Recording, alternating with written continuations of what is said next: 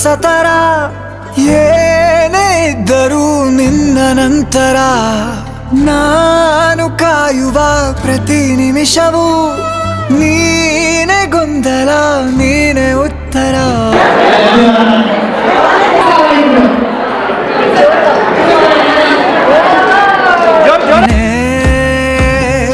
ನೂರು ಭಾವ ಸೇರಿ ಮೂಡಿದ ಸಾಲು ನೀನೇ.